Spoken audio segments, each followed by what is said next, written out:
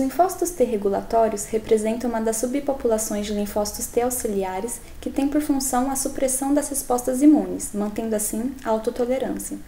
No timo, o reconhecimento de antígenos próprios pelos linfócitos T imaturos pode levar ao desenvolvimento de linfócitos T reguladores.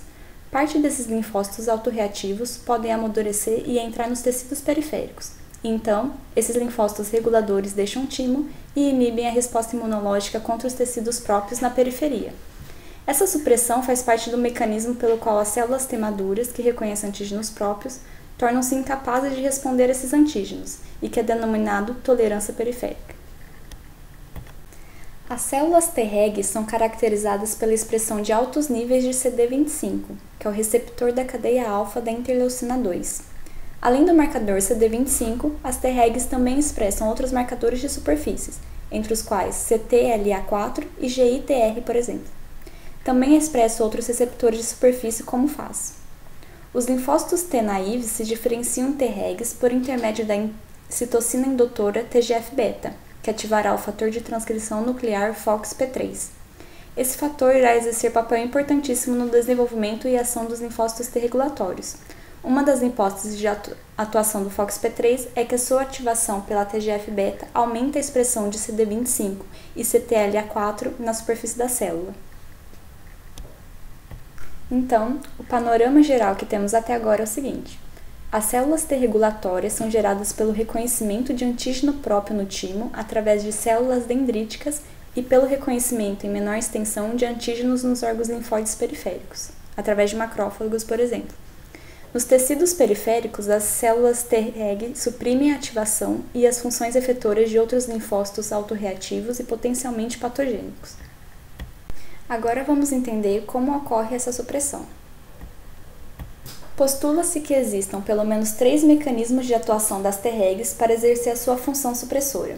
Elas podem ocorrer por meio da liberação de citocinas inibitórias, pela competição por fatores de crescimento e pelo contato célula-célula.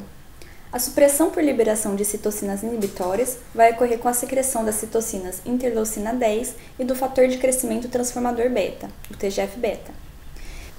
O TGF-beta inibirá a proliferação e função das células T efetoras e ativação dos macrófagos.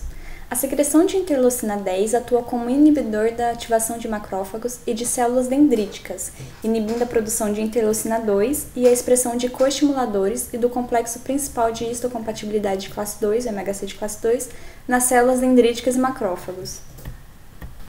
A supressão por competição por fatores de crescimento ocorre pela alta expressão que as células T regulatórias apresentam do receptor CD25. Assim, essas células competem por fatores de crescimento, em especial a interleucina 2, com as células-alvo, levando à apoptose das mesmas por privação de citocinas. O mecanismo de supressão por contato célula-célula depende do contato das células T regulatórias com a célula TCD4 efetora e requer a participação de moléculas de superfície, tais como a TGF-beta e CTLA4, além de moléculas citolíticas, como a FAS e a granzima B. A molécula CTLA4 libera sinais inibitórios após a ligação com o receptor de membrana B7, que é expresso nas células dendríticas e células T ativadas. Também ocorre a liberação de AMP cíclico pelas Tregs, que leva à inibição seletiva da expressão de citocinas, incluindo a IL-2 e o interferogama. As Tregs, em conjunto com as demais linhagens de células provenientes do sistema adaptativo, perfazem um sistema específico e eficaz, possuindo mais de um tipo de processos para supressão, contribuindo para a homeostase do organismo, inibindo o possível reconhecimento e combate de células próprias.